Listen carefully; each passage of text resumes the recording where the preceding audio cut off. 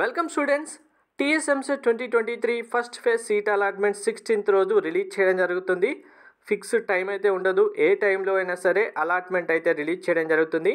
Seat allotment release చేసిన తర్వాత అసలు ఏం చేయాలి, అలాట్మెంట్ లెటర్ చెక్ చేసుకోవడం ఎలా, అలాట్మెంట్ లెటర్లో వచ్చిన ఫీ అమౌంట్ ఎవరెవరికి ఎంత అమౌంట్ ఫీ వస్తుంది, full fee reimbursement, 35,000 fee reimbursement, అసలు ఫీ రియంబర్స్మెంట్ లేని స్టూడెంట్స్ 10,000 రూపీస్ ఎవరు పే చేయాలి, 5,000 రూపీస్ ఎవరు పే చేయాలి, ఎలా పే చేయాలి, ఫీ అమౌంట్ పే చేసిన తర్వాత సెల్ఫ్ రిపోర్టింగ్ ఆన్లైన్లోనే చేయాలి, ఆ ఆన్లైన్లో సెల్ఫ్ రిపోర్టింగ్ ప్రాసెస్ ఎలా ఉంటుంది అనే డీటెయిల్స్ అన్నీ ఇప్పుడు 1 by 1 మీకు క్లారిటీగా చూపిస్తాను. వీడియో స్కిప్ చేయకుండా ఎండ్ వరకు చూడండి, లైక్ చేసి తప్పకుండా షేర్ చేయండి. ఫస్ట్ థింగ్, మీరు candidate login option, web options ఇవ్వడానికి డీటెయిల్స్ అన్నీ ఎంటర్ చేసి లాగిన్ చేస్తారు కదా. ఇప్పుడు సీట్ అలాట్మెంట్ రిలీజ్ అయిన తర్వాత లాగిన్ చేయగానే మీకు స్క్రీన్ ఇలా ఓపెన్ అవుతుంది డైరెక్ట్గా. ఇందులో థర్డ్ ఆప్షన్ అలాట్మెంట్ ఆర్డర్ అని ఉంది, fourth one seat self reporting ఉంది, fifth one view joining fee payment ఉంది. సో ఇప్పుడు ఈ 3 ఆప్షన్స్ మనం యూజ్ చేయాల్సి ఉంటుంది. First one allotment order letter పైన క్లిక్, ఇలా మీకు అలాట్మెంట్ లెటర్ డిస్ప్లే వస్తుంది. ఏ కాలేజీలో ఏ బ్రాంచ్లో సీట్ వచ్చింది, మీరు టోటల్గా కాలేజ్ ఫీజు ఎంత అమౌంట్ ఉంది, మీరు పే చేయాల్సిన ఫీ అమౌంట్ ఎంత అనేది డిస్ప్లే వస్తుంది. సో ఇప్పుడు ఫీ అమౌంట్ ఎవరెవరు ఎంత అమౌంట్ పే చేయాలి అంటే కంప్లీట్గా క్లారిటీగా వినండి. మీకు ఫుల్ ఫీ రియంబర్స్మెంట్ ఎలిజిబిలిటీ వచ్చుంటే కాలేజ్ యొక్క ఫీజు అనేది 0 రూపీస్ ఉంటుంది.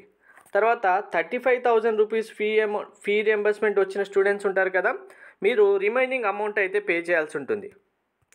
అంటే ఇప్పుడు కాలేజ్ యొక్క ఫీజు 70,000 అంటే 70,000 రూపీస్ యాక్చువల్గా కాలేజ్ ఫీజు ఉండి మీకు 35,000 ఫీ రింబర్స్మెంట్ వచ్చిందనుకోండి, రిమైనింగ్ ఇంకా 35,000 రూపీస్ ఉంటుంది కదా, ఈ 35,000 రూపీస్ మీరు ఆన్లైన్లోనే పే చేయాల్సి ఉంటుంది.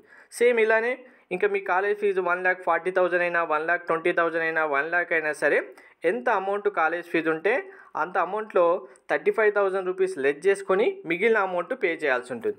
ఒకవేళ ఫీ రియంబర్స్మెంట్ అసలే ఎలిజిబిలిటీ లేని స్టూడెంట్స్ అయితే కాలేజ్ యొక్క ఫీ ఎంత అమౌంట్ అయితే ఉంటుందో టోటల్ అమౌంట్ పే చేయాల్సి ఉంటుంది. సో ఈ ఫీ అమౌంట్ అనేది ప్రతి ఒక్క స్టూడెంట్ మీరు కంప్లీట్గా ఆన్లైన్లోనే పే చేయాల్సి ఉంటుంది. ఎలా చేయాలనేది చూపిస్తాను. ఈ ఆన్లైన్లో పే చేసే అమౌంట్ కూడా ఓన్లీ సింగిల్ పేమెంట్, అంటే మనకు అది 1,00,000 రూపీ అయినా సరే ఫీ అమౌంట్ అనేది సింగిల్ పేమెంట్లో చేయాలి. ఇక్కడ అందరు గుర్తుపెట్టుకోండి, మీకు బ్యాంకు లిమిట్ అనేది కొంతమందికి పర్ డేకి ట్రాన్సాక్షన్ లిమిట్ అనేది 50,000 ఉంటుంది, కొంతమందికి 1,00,000 రూపాయలు ఉంటుంది, కొంతమందికి 1,50,000 ఉంటుంది. ఇలా మీరు ట్రాన్సాక్షన్ చేసే బ్యాంక్ అకౌంట్ సంబంధించి డెబిట్ కార్డ్ కానీ క్రెడిట్ కార్డ్ కానీ ఫస్టే లిమిట్ అందరూ సెట్ చేసి పెట్టుకోండి. కాలేజ్ యొక్క ఫీజు మీరు ఇచ్చిన వెబ్ ఆప్షన్స్ బేస్ చేసుకొని కాలేజ్ యొక్క ఫీజెస్ ఉన్నాయి కదా, మీకు ఏ కాలేజీలో సీట్ వచ్చినా 35,000 మీకు ఉంటుందా, ఫుల్ రియంబర్స్మెంట్ ఉంటుందా, లేదు అసలే రియంబర్స్మెంట్ లేదా అన్న స్టూడెంట్స్ మీకు ఫీ అమౌంట్ రఫ్గా అయితే ఐడియా ఉంది కదా, అంత అమౌంట్ పే చేయగలిగేలా మీ యొక్క బ్యాంక్ ట్రాన్సాక్షన్ లిమిట్ ఉందా లేదా చూసుకొని, అలాంటి లిమిట్ మీ దగ్గర లేకపోతే మీ రిలేటివ్స్ కానీ మీ యొక్క నియర్ బై ఎవరైనా మీకు తెలిసిన వాళ్ళ దగ్గర నుంచి మాత్రమే ఈ ఆన్లైన్ ఫీ పేమెంట్ చేయండి కంపల్సరీగా. ఎందుకు అనేది మీకు చెప్తాను ఎండింగ్లో, అప్పుడు అర్థమవుతుంది. మీ సేవ కానీ నెట్ సెంటర్ కానీ వేరే అన్నోన్ పర్సన్ అకౌంట్స్ నుంచి కానీ ఎట్టి పరిస్థితుల్లోనూ ఈ ఫీ అమౌంట్స్ పే చేయకండి. ఇది వెరీ వెరీ ఇంపార్టెంట్. తర్వాత ఈ కాలేజ్ యొక్క ఫీ అమౌంట్తో పాటు మీకు క్యాష్ అండ్ డిపాజిట్, అంటే ఎస్సీ స్టూడెంట్స్ అయితే 5,000 రూపీస్ పే చేయాల్సి ఉంటుంది, మిగిలిన అందరు స్టూడెంట్స్ 10,000 రూపీస్ పే చేయాల్సి ఉంటుంది. ఈ ఫీ అమౌంట్ రూపీస్ 10,000 రూపీస్ అనేది మీకు రీఫండ్ వస్తాయి. ఇప్పుడు ఆగస్టులో అందరూ కాలేజీలో జాయిన్ అవుతారు కదా, ఆగస్టులో కాలేజ్ జాయిన్ అయిన తర్వాత 30 డేస్ నుంచి 45 డేస్ లోపు ఈ అమౌంట్ అనేది రీఫండ్ మీరు ఏ అకౌంట్లో నుంచి అయితే అమౌంట్ మీరు ఫీ పే చేస్తారో ఆ అకౌంట్కే ఆటోమేటిక్గా రీఫండ్ వస్తుంది. మీరు ఈ సేవ నెట్ సెంటర్లలో పే చేశారనుకోండి, ఆ 1.5 మంత్ తర్వాత మాకు ఆ రీఫండ్ రాలేదు, మీరు ఎక్కడ చేశారో ఆ రీఫండ్ రిసిప్ట్ పట్టుకురండి, లేకుంటే డేట్ తీసుకురండి అని చెప్తారు. మనకు గవర్నమెంట్ డేట్ కానీ రిసిప్ట్ కానీ ఏది ఇవ్వదు, ఏమీ ప్రొవైడ్ చేయదు. ఆటోమేటిక్గా రీఫండ్ అమౌంట్ డైరెక్ట్గా మీ యొక్క బ్యాంక్ అకౌంట్లో డిపాజిట్ చేసేస్తుంది రీఫండ్ అమౌంట్. కాబట్టి ఏ ప్రూఫ్స్ ఉండవు, మీరు వాళ్ళని అడగడానికి కూడా అడిగినా కూడా కొంతమంది ఒక 30% మాత్రమే రిటర్న్ ఇచ్చేవాళ్ళు ఉన్నారు. లాస్ట్ 2 years నుంచి ఇదే సిచ్యువేషన్ ఉంది ప్రతి ఒక్క స్టూడెంట్కి. ఈ 5,000 10,000 అని కాదు. ఇప్పుడు ఇది ఫస్ట్ ఫేజ్ సంబంధించి. ఫస్ట్ ఫేజ్లో మీ యొక్క ఫీ అమౌంట్ ఇప్పుడు సపోజ్ ఇక్కడ కూడా మీకు చాలా ప్రాబ్లం అవుతుంది. 70,000 ఉంది కదా, మీరు 35,000 ఇప్పుడు ఫీ రింబర్స్మెంట్ ఉన్న వాళ్ళు పే చేశారు. సో నీకు సెకండ్ ఫేజ్లో సీట్ వచ్చింది. ఎగ్జాంపుల్ మీకు 60,000 ఫీ ఉన్న కాలేజీలోనే సీట్ వచ్చింది అనుకుంటాం. ఇది 1,40,000 అయినా 1,00,000 అయినా ఏదైనా. అప్పుడు ఎంత అమౌంట్ మీరు పే చేయాలి? ఓన్లీ 25,000.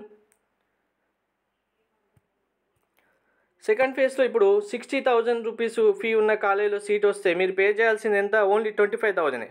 అంటే మీకు ఇక్కడ నుంచి ఇంకా 10,000 మీకు రీఫండ్ రావాలి కదా, 10,000 రూపీస్. ఈ రీఫండ్ అమౌంట్ కూడా డైరెక్ట్గా మీరు ఏ అకౌంట్ నుంచి అయితే పే చేశారో అదే అకౌంట్కి రీఫండ్ వస్తుంది. సో అందుకే పర్టికులర్గా బ్యాంక్ ట్రాన్సాక్షన్ లిమిట్ అనేది ఉందా లేదా చెక్ చేసుకోండి.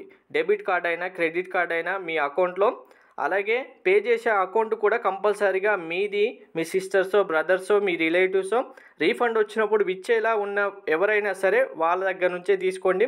పే చేస్తున్న టైంలో కంపల్సరీగా ఇన్ఫామ్ చేయండి, ఇలా రీఫండ్ వస్తుంది, రీఫండ్ వచ్చినప్పుడు కంపల్సరీగా మాకు రిటర్న్ ఇవ్వండి అని చెప్పండి. నెట్ సెంటర్స్కి అయితే వెళ్ళి అనవసరంగా లాస్ అయితే అవ్వద్దు. సో ఇప్పుడు ఫీ పేమెంట్ ఎలా చేయాలంటే, ఈ అలాట్మెంట్ లెటర్లోనే మీకు డౌన్లో ఒక ఆప్షన్ ఉంటుంది. Pay tuition fee online BillDesk అని ఉంటుంది. దీనిపైన క్లిక్ చేయగానే మీరు కౌన్సిలింగ్కి ఫీ పేమెంట్ ఎలా అయితే చేశారో అలా మళ్ళీ డిస్ప్లే వస్తుంది. మీరు పే చేయాల్సిన fee amount debit card, credit card, ATM card ఏదైతే అది సెలెక్ట్ చేసుకొని ఫీ అమౌంట్ పే చేయాల్సి ఉంటుంది. ఫీ అమౌంట్ పే చేసిన తర్వాత మీకు ట్రాన్సాక్షన్ సక్సెస్ఫుల్ అయిన తర్వాత మళ్ళీ బ్యాక్ వచ్చేసి view joining fee payment transaction report పైన క్లిక్ చేయాలి. ఇప్పుడు ఫిఫ్త్ ఆప్షన్ ఉంది కదా, ఫీ పేమెంట్ ట్రాన్సాక్షన్ రిపోర్టు, దీనిపైన క్లిక్ చేస్తే ఇక్కడ మీకు ఫీ పే చేసిన అమౌంట్ ఏదైతే ఉంటుందో దానికి సంబంధించి ఫస్ట్ పే చేయలేదనుకోండి బ్యాలెన్స్ టు బీ పేడ్ అనేది ఇక్కడ డిస్ప్లే వస్తుంది. పే చేశారనుకోండి బ్యాలెన్స్ టు బీ పేడ్ అనేది 0 వస్తుంది. మీరు ఫీ అమౌంట్ ఎంతైతే పే చేశారో దానికి సంబంధించిన రిసిప్ట్ వస్తుంది, అది డౌన్లోడ్ చేసుకోవాలి.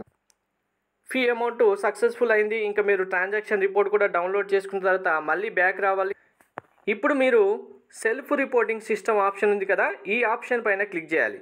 క్లిక్ చేసిన వెంటనే ఐ యాక్సెప్ట్ జాయినింగ్ అనే ఆప్షన్ ఉంటుంది. మీకు యాక్సెప్ట్ మై జాయినింగ్ అనగానే మీకు డైరెక్ట్గా ఇలా జాయినింగ్ రిపోర్ట్ అనేది డిస్ప్లే వస్తుంది. ఇందులో మీ అడ్మిషన్ నెంబర్ కూడా డిస్ప్లే వస్తుంది. దీన్ని కూడా డౌన్లోడ్ చేసి పెట్టుకోవాలి. మీరు ఎప్పుడైతే కాలేజీకి వెళ్తారో కాలేజీకి వెళ్ళే టైంలో ఫీ పేమెంట్ చేసిన రిసిప్టు, ఈ జాయినింగ్ ఫీ పేమెంట్ రిసిప్టు మీరు డౌన్లోడ్ చేసుకున్నా చేసుకోకపోయినా ప్రాబ్లం ఉండదు. ఎందుకంటే ఆటోమేటిక్ సిస్టమ్ మీరు ఫీ పే చేయగానే అక్కడ ఆ అమౌంట్ అనేది క్రెడిట్ అయిపోతుంది కాబట్టి మీకు డైరెక్ట్గా నెక్స్ట్ జాయినింగ్ రిపోర్ట్ వస్తుంది కదా, ఈ joining report plus allotment letter ఇవి అయితే 2 కంపల్సరీగా మీరు డౌన్లోడ్ చేసుకోవాలి. డౌన్లోడ్ చేసుకొని ఎప్పుడు కాలేజీకి వెళ్తే అప్పుడు వీటిని సబ్మిట్ చేయాల్సి ఉంటుంది. ఫస్ట్ ఫేజ్ తర్వాత మీకు ఒకవేళ సీటు చేంజ్ అయిందనుకోండి, అప్పుడు మళ్ళీ వేరే కాలేజీలో సీట్ వస్తే అప్పుడు మళ్ళీ సేమ్ ప్రాసెస్లో చేయాలి. లేదు సేమ్ కాలేజీలో సీట్ ఉందనుకోండి, ఇవే లెటర్స్ మీరు తీసుకొని డౌన్లోడ్ చేసుకొని ప్రింట్అవుట్ తీసుకొని వెళ్తే సరిపోతుంది. సో సీట్ అలాట్మెంట్ రిలీజ్ అయిన తర్వాత కంప్లీట్ ప్రాసెస్ ఇది. ఈ ప్రాసెస్ చేసే టైంలో ఒక ఫీ అమౌంట్ దగ్గరే జాగ్రత్తగా ఉండండి. Thank you.